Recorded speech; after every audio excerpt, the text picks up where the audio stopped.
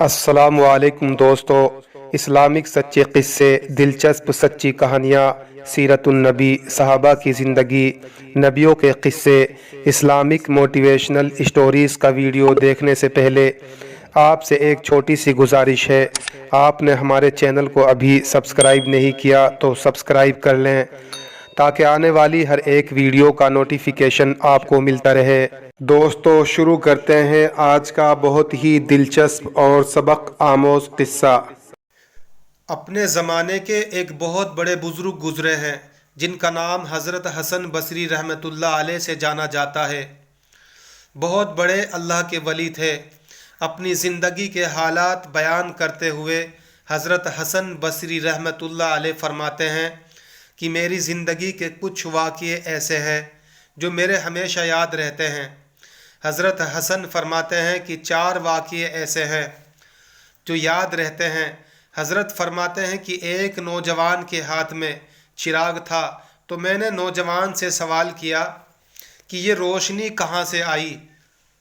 تو جیسے ہی میں نے یہ پوچھا کہ یہ روشنی کہاں سے آئی تو اس نوجوان نے فوراً پھونک مار کر چراغ بجھا دیا اور کہنے لگا، حضرت جہاں چلی گئی ہے وہیں سے یہ روشنی آئی تھی۔ دوسرا واقعہ، حضرت حسن بصری رحمۃ اللہ علیہ فرماتے ہیں ایک بار 10-12 سال کی ایک لڑکی آ رہی تھی۔ اس کی بات نے مجھے حیران کر دیا۔ بارش ہو رہی تھی، میں مسجد جا رہا تھا اور وہ بازار سے کوئی چیز لے کر آ رہی تھی۔ جب ذرا میرے قریب آئی تو میں نے کہا کہ بیٹا ذرا سنبھل کر قدم اٹھانا، کہیں پھسل نہ جانا کیونکہ بارش ہو رہی ہے۔ جب میں نے یہ کہا تو اس نے آگے سے جواب دیا، حضرت میں پھسل گئی تو صرف مجھے نقصان ہوگا، آپ ذرا سنبھل کر قدم اٹھانا، اگر آپ پھسل گئے تو قوم کا کیا بنے گا؟ حضرت حسن بصری رحمۃ اللہ علیہ فرماتے ہیں کہ اس لڑکی کی بات مجھے آج تک یاد ہے۔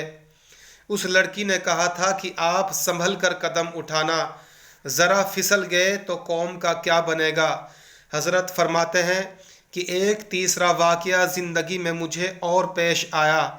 ایک بار میں نے ایک ہیجڑے کو دیکھا جو بدکاری میں مصروف تھا۔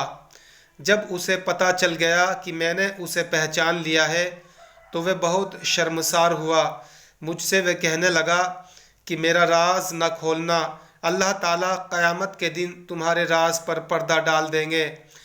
حضرت فرماتے ہیں کہ چوتھی ایک بات اور جو مجھے ہمیشہ یاد رہتی ہے، ایک آدمی نماز پڑھ رہا تھا، اس کے سامنے سے ایک عورت روتی ہوئی کھلے چہرے کھلے سر کے ساتھ اس کے آگے سے گزر گئی۔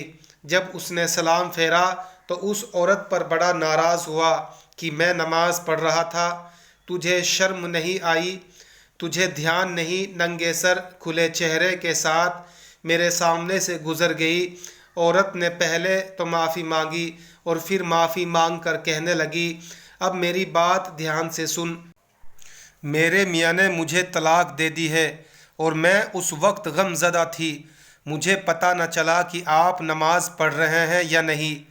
میں اس حالت میں آپ کے سامنے سے گزر گئی، مگر میں حیران اس بات پر ہوں کہ تم اللہ کی محبت میں کیسے گرفتار ہو کہ کھڑے ہو پروردگار کے سامنے اور دیکھ میرا چہرہ رہے ہو۔ حسن بصری رحمۃ اللہ علیہ فرماتے ہیں کہ اس عورت کی یہ بات مجھے آج تک یاد ہے۔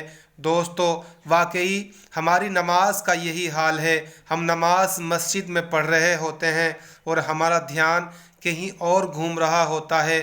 ہم نماز مسجد میں پڑھ رہے ہوتے ہیں اور اپنے بزنس کا سارا حساب جوڑ لیتے ہیں۔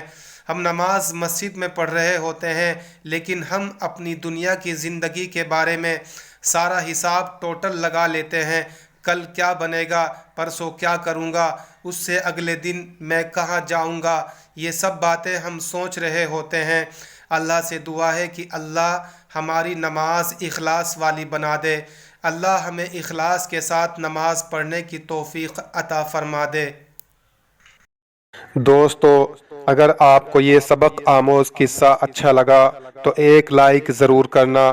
اگر آپ چینل پر نئے ہیں تو اس کو ابھی سبسکرائب کر لیں تاکہ آنے والی ویڈیو کا نوٹیفیکیشن آپ کو ملتا رہے۔ اللہ آپ کو ہمیشہ سلامت رکھے۔